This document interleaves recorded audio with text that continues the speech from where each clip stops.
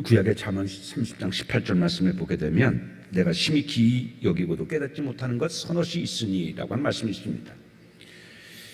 심히 기이 여기고도 너무 신기한 거예요. 기이한 거예요. 그래서 이게 도대체 무슨 일이지?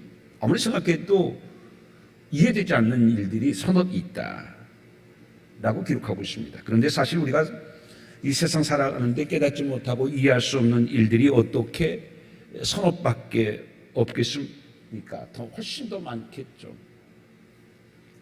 여러분, 그 갓난아기는 태어날 때에 몇 개의 뼈를 갖고 태어나는 줄 아십니까? 갓난아기는 305개의 뼈를 갖고 태어납니다. 그런데 지금 여러분의 뼈는 몇 개가 될까요? 99개가 줄어서 지금 206개만 남았습니다. 99개가 줄은 거예요. 신기하고 귀한 일입니다. 지금부터 8년 전인 그 2014년 3월 8일 날 말레이시아의 그 쿠알라룸푸르에서 중국의 베이징으로 향하던 비행기가 승객 239명을 태우고서 가던 중에 갑자기 사라졌습니다.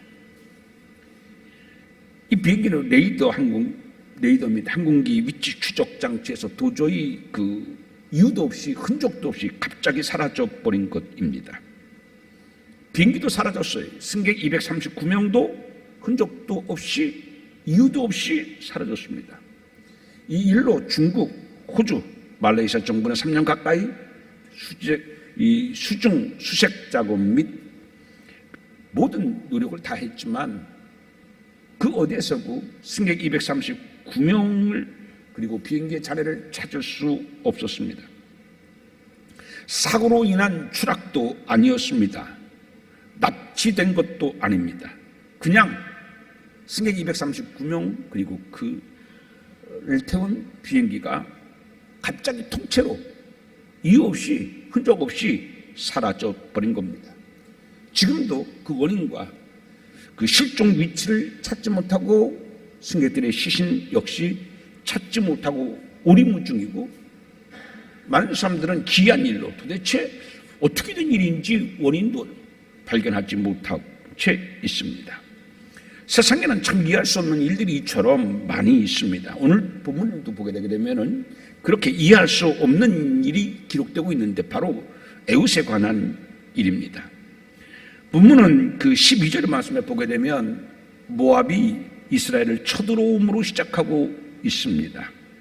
근데 민수기 22장 3절 말씀을 보게 되면 이 모압은요, 이스라엘이 가나안으로 진격해 올 때만 하더라도 이스라엘을 심히 두려워했던 민족이었었어요.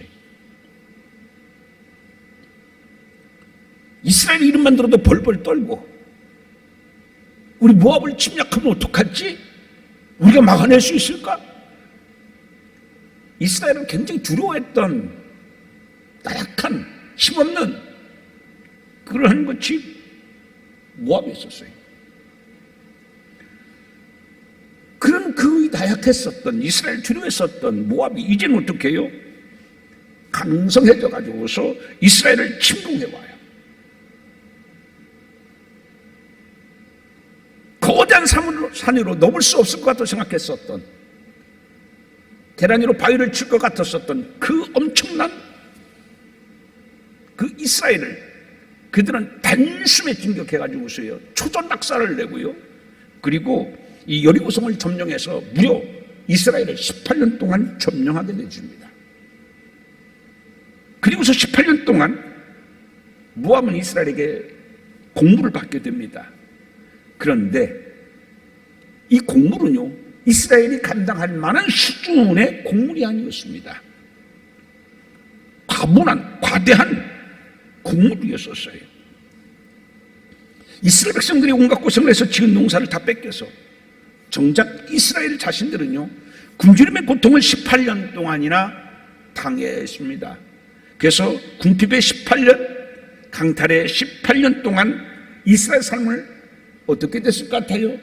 피폐해질 대로 피폐해졌었겠죠.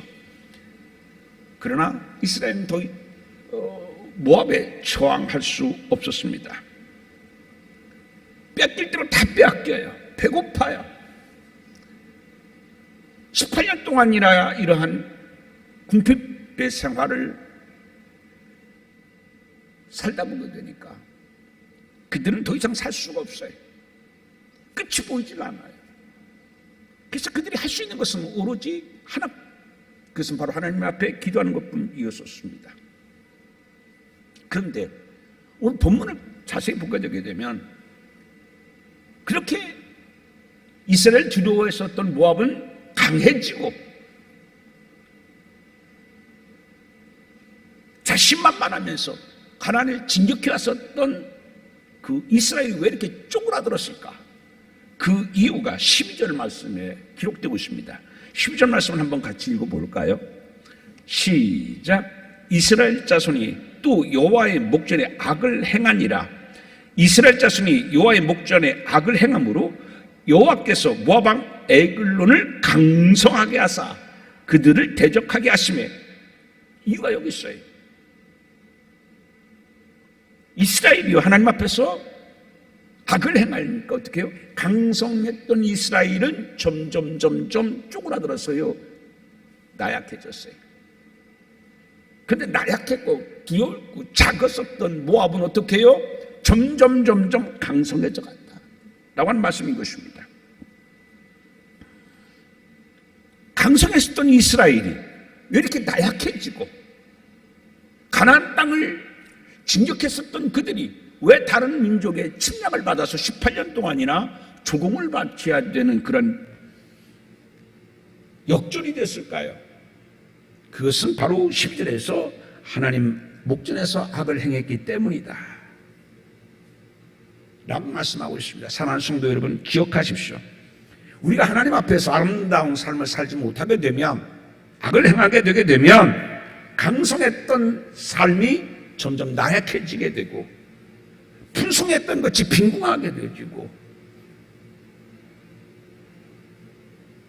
어깨를 쭉 펴고 보무당당하게 살았던 삶이 어깨가 처지고 아픔과 패배의 삶을 산다는 것입니다. 우리의 삶이 강해져서 승리롭고 행복이 뿡뿡 솟을 때는 언제냐 하면 하나님 앞에서 아름답게 살 때임을 꼭 기억하신 여러분 되기를 바랍니다. 그래서 어떤 사람은요 점점 감사한 삶을 사는 사람이 있고 반대로 어떤 사람은 점점 나약한 삶을 사는데 그 이유가 뭐냐? 하나님 앞에서 어떠한 삶을 사느냐? 그것이 내가 점점 강성해지는 삶을 사느냐 나약해진 삶을 사느냐를 결정하는 요인이 된다고 성경은 오늘 우리에게 말씀하고 있습니다. 이제 그 모압 왕 에글론의 앞에서 신음하던 이스라엘 백성들이 하나님 앞에서 기도를 합니다. 우리를 구원해 달라고. 하나님께서는요 사랑의 하나님, 그래서 하나님 앞에서 악을 행했던 그들의 기도였지만 하나님께서는 그 기도를 들어 응답해 주셨어요. 그 응답이 바로 뭐냐면 에웃이라고 하는 사람을 사사로 세우신 것이죠. 자, 15절 말씀 한번 같이 읽어봅니다. 15절입니다. 시작. 이스라엘 자손이 여호와께 부르짖으매 여호와께서 그들을 위하여 한 구원자를 세우셨으니 그는 곧 베냐민 사람 게라의 아들 왼손잡이 에웃이라. 자, 왼손잡이 그리고 게라의 아들이다. 여러분, 왼손잡이인데다가 거기다가 더구나 누구의 아들이라고요? 게라의 아들. 게라의 아들이라는 게 무슨 말일까요? 왜 게라의 아들이라고 자세하게 에웃을 설명하고 있을까요? 이유는 뭐냐면요 게라의 뜻에 있습니다. 게라의 뜻은 뭐냐면 떠돌이 라는 뜻을 갖고 있습니다. 즉 에웃의 아버지는 어떤 사람이에요? 정착할 곳이 없는, 그래서 떠돌이의 가난한 집안의 아들이었다라고 하는 사실입니다. 반듯한 집안에서 태어난 것이 아니라 좋은 환경에서 태어난 것이 아니라 가난뱅이 집에서 태어났어요. 사람들이 존경할 만한 그러한 사람이 아니란 얘기입니다.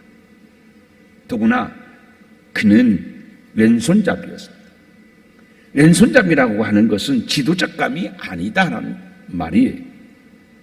왜냐하면 당시의 몸의 왼쪽은 어떤 뜻을 갖고 있냐면 문화적으로 속임, 암흑 등의 뜻을 담고 있었습니다. 즉 그는 정직하지 못하고 속이는 일에 능한 사람, 믿을 수 없는 사람, 암흑세계에 사는 것처럼 범죄만을 일삼은 사람, 그런 뜻을 갖고 있어요. 그게 당시의 왼손이라고 하는 뜻인 것입니다. 여러분, 누가 이런 사람을 지도자로 삼고 싶었겠습니까?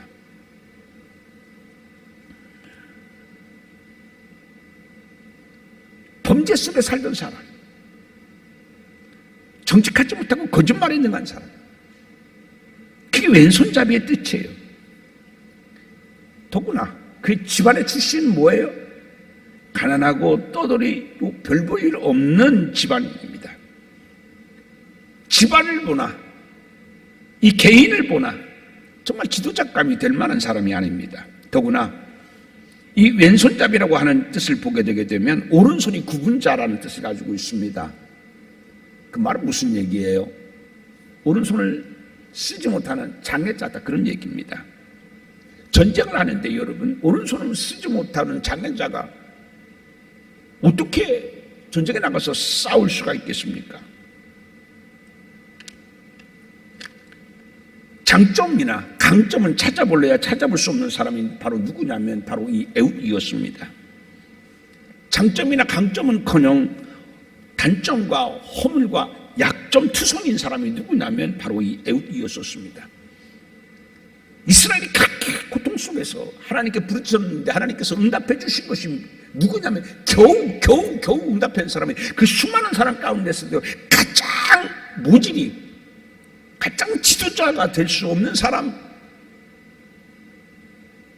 이스라엘 사람들이 생각해 봐도 이건 전혀 지도자감이라고 생각할 수 없는 사람, 그런 사람을 하나님께서는 응답해 줬던 겁니다. 사랑하는 성도 여러분, 여러분들이 기도할 때 내가 어렵고 힘들게 내가 기도했는데 하나님께서 응답해 주신 것이, 하나님 겨우 이것을 나에게 응답이라고 주십니까? 라고 여러분은 실망해 본 적이 있습니까? 그토록 내가 힘들어가지고 하나님 앞에 기도했는데 겨우 이것을 나에게 응답해 주시나 성에 차지 않아서 여러분 허탈해 본 적이 있으십니까? 아마 여러분도 기도했는데 100% 만족하지 못한 그런 기도 응답을 여러분도 받은 적이 있을 겁니다. 내가 기대했던 것보다도 훨씬 미치지 못하는 그런 기도 응답을 받고, 과연 하나님은 나에게, 우리에게 풍성히 채워주신 하나님인가? 그렇게 고개를 갸우뚱거리며 실망하고 허탈해본 그러한 경험이 있었을 것입니다. 나는 100을 원했는데 하나님의 응답은 100이 아니라 50도 아니라 30밖에 주어지지 않았을 때 이게 과연 응답이라고 할 수 있을까? 그런 생각을 여러분도 한 번쯤은 가져본 적이 있으실 것입니다. 그 인터넷을 보게 되면요, 익명의 공간에서 그 자신의 고민을 이야기하는 그리스도인들의 신앙의 방이 있습니다. 그 방에 올라온 글들을 보면요, 이런 글들도 있습니다. 오랫동안 실업자로 지내면서 좋은 직장을 위해서 기도했는데요, 나에게 소개된 직장은 내 기대에 훨씬 미치지 못하는 별 볼 일 없는 회사였다라는 그런 실망의 글이 올라오기도 했습니다. 뿐만 아닙니다. 어떤 사람은요, 오랫동안 내가 직장을 갖지 못해서 백수로 사는데 얼마나 부모님 얼굴 보기가 민망해요. 그래서 이 사람은요, 부모님 얼굴을 너무 죄스러워서 볼 자신이 없어가지고서 언제 집을 나가냐면 아직 어머니 아버지가 일어나지 않는 새벽녘에 일찍 일어나서 바깥에 나갑니다. 그리고서는 도서관에 가는 거예요. 열심히 공부를 해요. 그리고서는 아버지 어머니가 이제 집에 없겠다 하면 또 도서관에서 와가지고서 몰래 밥을 먹고 또 도서관 가서 또 공부하고, 언제 돌아오느냐 하면 어머니 아버지가 다 주무실 시간에 와가지고서 몰래 살금살금 도둑처럼 들어와가지고서 그때 허기진 배를 채우고 그렇게 자요. 도서관에서 학자같이 공부하면서 구직 활동을 위한 서류를 만들고 이력서를 내보고 면접을 보고, 근데 번번이 그는 탈락하고 맙니다. 하나님은 왜 나에게 응답해 주지 않습니까? 이런 글도 그리스도인들의 익명의 고민방에 올라왔습니다. 또 이런 글도 올라온 것을 제가 봤습니다. 교회에는 그 어느 곳보다도 꼰대들이 많다. 아플 때는 아파하고 힘들 때는 힘들어하는 게 정상인데, 교회 꼰대들은 항상 기뻐하라고 감사하라고 한다. 그리고 내가 힘들다고 하면 기도할 수 있는데 뭐가 걱정이냐고 한다. 어지간히 힘들 때는 힘내라는 말이 위로가 되지만, 정말 힘들어 죽을 것 같을 때는 힘내라는 말이 도리어 폭력이 되기도 한다. 이런 글도 올라왔습니다. 그래요. 이 사람들도 누구보다도 기도했어요. 자신의 처지가 그런 어렵기 때문에 기도를 안 할래 안 할 수가 없었어요. 기도하는데 이루어지지 않아요. 답답해요. 염려를 하면 기도할 수 있는데 뭐가 걱정하냐고 이런 얘기를 하니까 그게 폭력이 되는 거예요. 당신이 내 입장이면 그게 염려가 안 되고 그게 걱정이 안 돼요. 그런 읽어보면서 진짜 마음이 짠했어요. 교회는 어떤 소리를 해야 되는 곳인가? 신앙의 사람은 어떤 얘기를 해야 되는가? 여러분, 저는 늘 얘기하지만 히브리서에 예수를 깊이 알라. 깊이 알아야 돼요. 깊이 알아야 돼요. 수박 겉핥기로 예수님 알면 안 돼요. 여기 보면요, 댓글이 올라왔는데 이런 댓글은 쓰지 말지라고 하는 글들이 참 많아요. 그건 그리스도인들의 방해예요. 이건 아닌데 아파하는 사람을 더 아프게 만들어요. 그래, 나는 신앙 그것밖에 안 되는구나. 좌절하게 만드는 거예요. 공감해주고 격려해주는 글이 아니라 믿음이 없음을 탓하고 기도 부족임을 탓하는 글들이 많이 올라올 때 정말 그 글들을 보면은요, 마음이 아파요.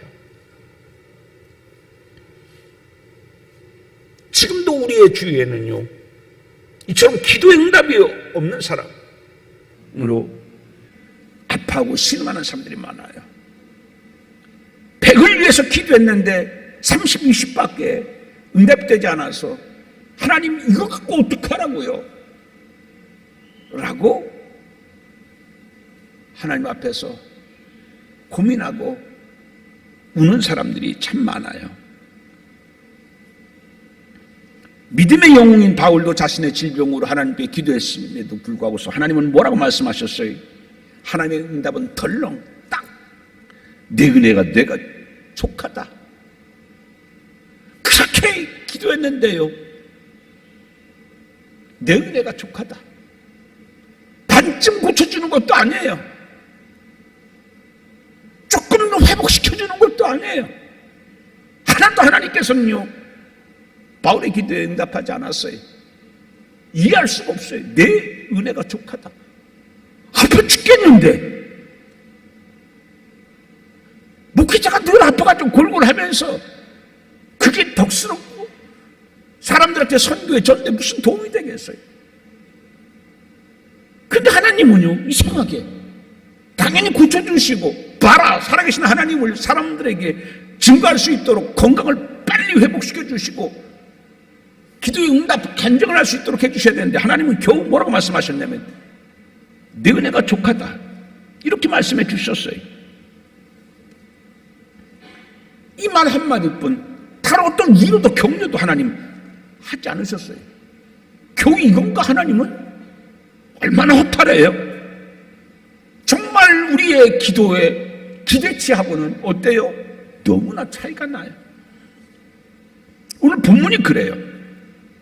그렇게 이스라엘 사람들이 18년 동안 공부를 바쳤잖아요. 피폐질 대로 피폐지고요, 궁핍할 대로 궁핍해지고요, 허기질 대로 허기지고요, 견딜 수 없을 만큼의 고통 속에서 하나님 앞에 기도했는데 겨우 하나님께서 응답하신 게 뭐냐면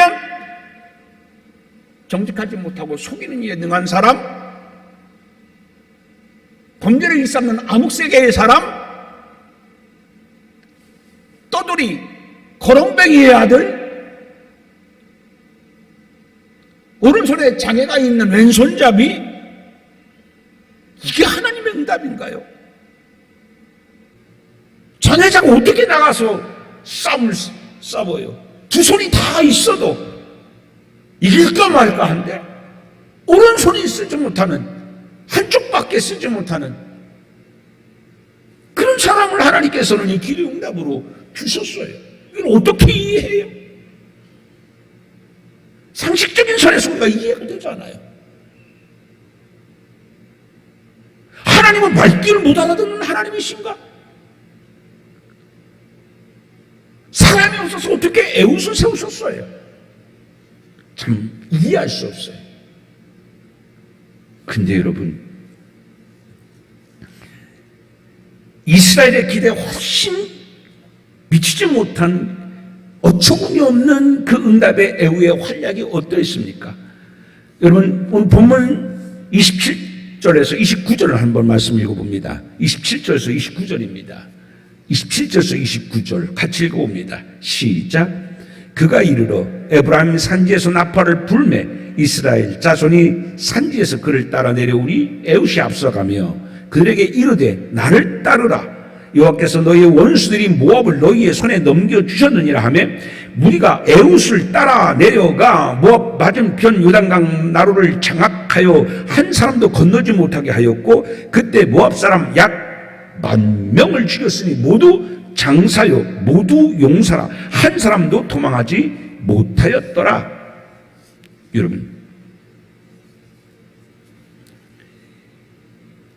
어처구니 없이 작은 이해할 수 없는 하찮은 왼손잡이 장애자 거렁뱅이의 아들 에훗, 그 에훗이 이끈 이스라엘이 모압의 장사나 용사 몇 명을 죽였다고요? 약 10,000명을 죽였습니다. 근데 여기에서요 장사라고 하는 말이 히브리어로 샤멘입니다. 샤멘 뜻은 뭐냐면 풍성한 잘 사는 사람이라는 뜻을 가지고 있어요. 에웃 여러분 누구의 아들이에요? 게라의 아들이에요. 게라가 어떤 사람이었어요? 거렁뱅이에요. 떠돌이에요. 거렁뱅이 아들이, 떠돌이의 아들이 장사, 잘 사는 사람, 풍성한 사람을 이기는 역전이 일어났다는 얘기예요. 사람들은요 에웃이라는 기도의 응답을 받고 겨우 하나님 이렇게 생각했어요. 그럼 그게 하나님의 응답이기 때문에 어쩔 수가 없었어요. 안 따를 수가 없었어요. 실망했지만 따르고 보니 어떻게 했어요? 게라, 떠도는 가난한 빛이 온천한 애우치 잘 사는 풍성한 사람들을 또 한 명도 아니라 어떻게 해요? 그냥 10,000명을 이겼다는 얘기예요. 엄청난 역사죠. 용사라고 하는 것은요, 하일이라는 거예요. 하일 뜻이 뭐냐면 싸움에 능하고 용기 있는 이라는 뜻을 가지고 있어요. 싸움에 능하고 용기 있는. 에우스는 어떤 사람이에요? 오른손에 장애가 있는 쓰지 못하는 장애자예요. 그 장애자가 싸움에 능하고 용기 있는 이 용사들을 이겼다라는 얘기예요. 사랑하는 성도 여러분, 하나님께서 우리가 함께 할 때에 아무리 작은 은혜라도 작은 응답이라도 겨우 하나님이 이 응답 주시겠습니까? 이게 응답이라고 주십니까? 라고 생각했던 작은 응답도 어떻게 해요? 믿고 따르면 어떻게 해요? 이처럼 엄청난 역사를 가지고 온다는 말씀인 것입니다. 여러분 30절 한번 읽어봐봐요. 시작. 그날에 모압이 이스라엘 수하에 굴복하며 그 땅이 몇 년 동안 평온하였더라? 80년 동안. 여러분 80년이라는 것은 뭐예요? 평생 평온한 삶을 살았다는 얘기예요. 평생. 오늘 본문을 통해서 하나님 우리에게 뭐를 말씀해 주십니까? 내가 원하지 않는 작은 응답, 내 양에 차지 않는 작은 응답, 겨우 하나님 이것입니까? 70을 줘도 100을 주셔도 내 양에 차지 않는데 겨우 30, 20을 주십니까? 나는 빵을 달라고 하나님께 기도했는데 겨우 부스러기를 주십니까? 그런데 그 부스러기 은혜만이라도 우리의 삶에는요 80년 동안 큰 평안과 승리와 축복의 삶이 넘치고도 넘칠 수 있음을 하나님 앞에 하나님 우리에게 말씀하고 있습니다. 여러분 따라서 해봅시다. 아무리 작은 응답이라도 그것만으로도 충분합니다. 여러분 아무리 작은 응답이라도 그것으로 충분합니다. 작은 부스러기라도 그것을 소중히 여길 때 그 부스러기의 은혜가 여러분의 삶에 놀라운 삶의 반전을 애우처럼 가져오게 됨을 믿으시기를 주님의 이름으로 축원드립니다. 기도합니다. 하나님, 우리는 때로 간혹 하나님의 응답이 마음에 차지 않아 실망해하고 소중하게 생각하지 못했었음을 이 시간 회개합니다. 때로는 큰 믿음을 갖고 기도했음에도 너무 작은 응답에 어처구니 없이 생각하고 시험에 들었었던 적이 있음을 용서하여 주옵소서. 이제부터는 빵을 달라고 기도했음에도 부스러기를 주실 때에도 그 부스러기 작은 응답을 소중하게 생각해서 하나님의 큰 은혜를 우리의 삶에 가득 담아낼 수 있는 참신앙의 사람들 되게 하여 주옵소서. 예수님 이름으로 기도하옵나이다. 아멘.